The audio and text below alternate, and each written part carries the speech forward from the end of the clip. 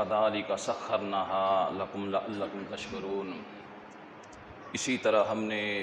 ان بڑے بڑے جانوروں کو تمہارے مطیع اور فرمان بردار بنا دیا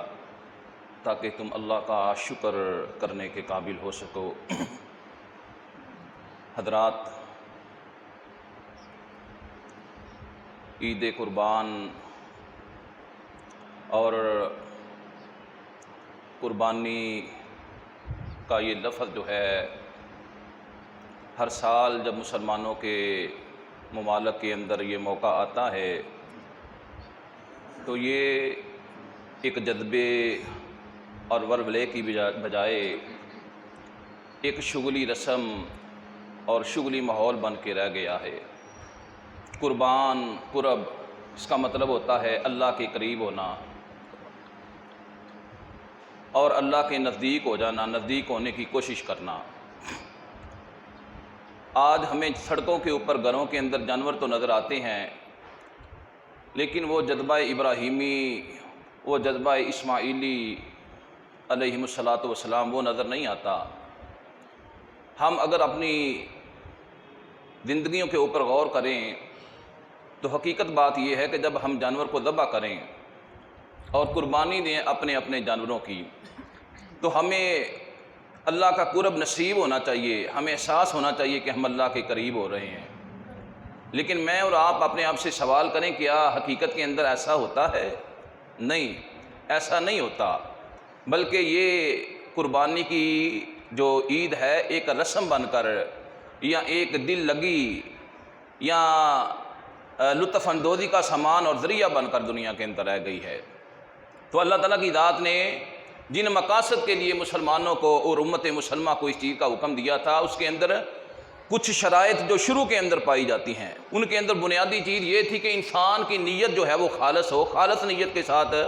اللہ کے راستے کے اندر اپنے جانور کو ذبح کرے، اور اس کے پس منظر کے اندر اس کا مال جو ہے وہ حلال کا ہو، حرام مال نہ ہو، اور تیسرے نمبر کے اوپر جانور جو ہے وہ پورا اترتا ہو شرائط کے اوپر، وہ لنگڑا نہ ہو، وہ کانا نہ ہو، وہ بہت زیادہ بوڑھا نہ ہو، وہ بہت زیادہ بیمار نہ ہو، ان تمام چیزوں سے وہ پاک ہو، اور عید کی نماز پڑھ کے اس کو ذبح کیا جائے اور ایام تشریق کے اندر اس کو ذبح کیا جائے، اور پھر سنت رسول صلی اللہ علیہ وسلم کے عین مطابق اس کو ذبح کیا جائے۔ یہ طریقہ تھا قربانی کرنے کا اور عید قربان کو سیلیبریٹ کرنے کا۔ اور دوسرے نمبر کے اوپر اللہ تعالیٰ کی ذات نے حکم دیا اور اللہ کے رسول نے بھی حکم دیا کہ جب تم قربانی کا جانور ذبح کرو تو اس کی ایک بہت بڑی روح، اس کا بہت بڑا ایک جو فلسفہ ہے وہ یہ ہے کہ وہ غربا، وہ مساکین، وہ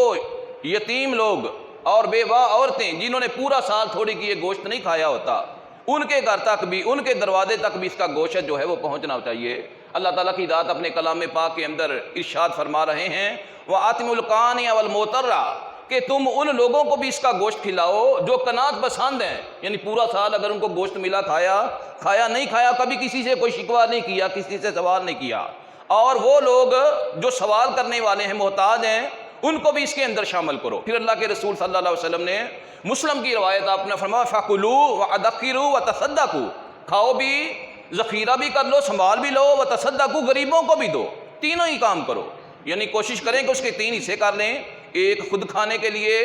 ایک جو ہے وہ جو ہے رشتہ داروں میں تقسیم کر دیں، ایک حصہ جو ہے غریبوں کے اندر تقسیم کر دیں۔ اس سے قربانی کا ایک بہت بڑا مقصد حل ہوتا ہے۔ اور سب سے بڑا درس جو ہمارے لیے، دیکھیں نا، آج آپ اونٹ لینے جائیں بہت بڑا، 40 لاکھ، 50 لاکھ، 20 لاکھ، 30 لاکھ، اس طرح جو ہے وہ آگے سے ریٹ مانگتے ہیں۔ اللہ تعالیٰ اپنے کلام پاک کے اندر سورہ حج کے اندر اس بات کا نقشہ کھینچ رہے ہیں کہ جب انسان اتنے بڑے جانوروں کو اپنے سامنے کھڑا کرتا ہے اور ذبح کرنے کا موقع آئے، ایک دفعہ جانور کی طرف آنکھ اٹھا کر دیکھے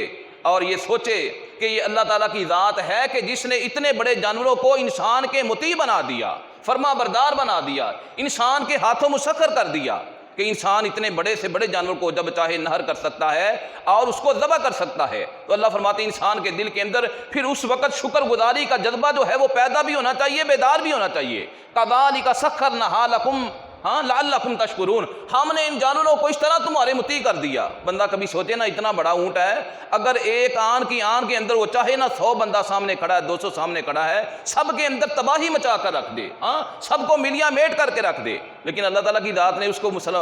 انسانوں کے ہاتھوں مطیع کر دیا ہے، فرما بردار کر دیا ہے، چاہے جتنا مرضی جاندار ہے، جتنی مرضی طاقتور، جتنا مرضی وہ طاقتور جانور ہے، انسان کے ہاتھوں وہ مطیع ہو گیا ہے۔ اور اس کے بعد اس کا ایک بہت بڑا مقصد جو ہے قربانی کا، وہ یہ ہے کہ انسان جس طرح جانور ڈھونڈنے جاتا ہے، بے عیب جانور ڈھونڈتا ہے، کہتا ہے کان کٹا ہوا ہے تو نہیں لینا، لنگڑا ہے نہیں لینا، ہاں اگر کوئی اور عیب پایا جاتا ہے، آنکھ خراب ہے نہیں لینا۔ تو اللہ تعالیٰ کی ذات بھی ارشاد فرماتے ہیں میرے بندے، اگر تمہیں کان کٹا یا سینگ کٹا جانور پسند نہیں ہے تو داڑھی کٹا بندہ اللہ تعالیٰ کی ذات کو بھی پسند نہیں ہے۔ اگر تم دیکھو کہ اس کی آنکھ ٹھیک نہیں ہے، آنکھ کے اندر نقص پایا جاتا ہے، تو اللہ تعالیٰ کی ذات بھی دیکھتی ہے کہ یہ بندہ، اس کی آنکھ جو ہے ٹھیک نہیں ہے، اس کی آنکھ کے اندر خیانت پائی جاتی ہے، یہ غیر محرم کی طرف اٹھتی ہے۔ اللہ تعالیٰ کی ذات کو بھی ایسا بندہ جو ہے پسند نہیں ہے۔ ہم دیکھتے ہیں یہ جانور پاؤں سے لنگڑا ہے، ہم کو یہ جانور جو ہے وہ وارے کے اندر نہیں ہے، تو اللہ تعالیٰ کی ذات بھی دیکھتی ہے یہ بندہ، اس کا پاؤں جو ہے برائی کی طرف اٹھ کے جاتا ہے، اللہ کے گھر کی طرف نہیں جاتا، اللہ تعالیٰ کی ذات کو بھی ایسا جانور پسند نہیں ہے۔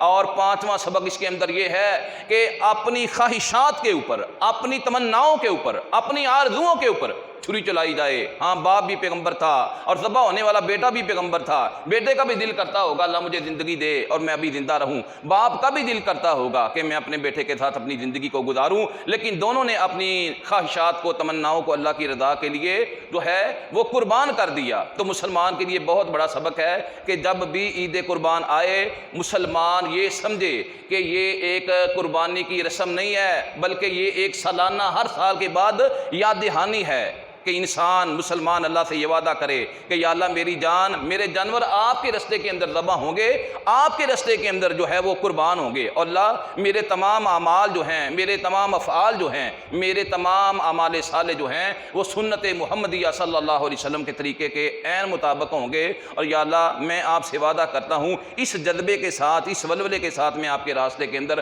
اپنے جانور کو ذبح کر رہا ہوں کہ کبھی زندگی میں کبھی کوئی موقع آیا تو میری جان بھی حاضر ہے، میرا جانور بھی حاضر ہے، میرا تن من دن ہر چیز اللہ آپ کے راستے کے لیے حاضر ہے۔ یہ قربانی کی جو عید ہوتی ہے، یہ ایک ٹریننگ ہوتی ہے، تربیت ہوتی ہے مسلمان کے لیے کہ کبھی بھی اللہ کے راستے کے اندر کسی چیز کو دینے کا موقع آئے تو جذبہ ابراہیمی اپنے دل کے اندر بیدار کرتے ہوئے اللہ کے راستے میں سارا کچھ دینے کے لیے وہ جو ہے تیار ہو جائے، اپنا سارا کچھ قربان کر دے۔ اللہ ہمیں سمجھنے کی توفیق عطا فرما دے۔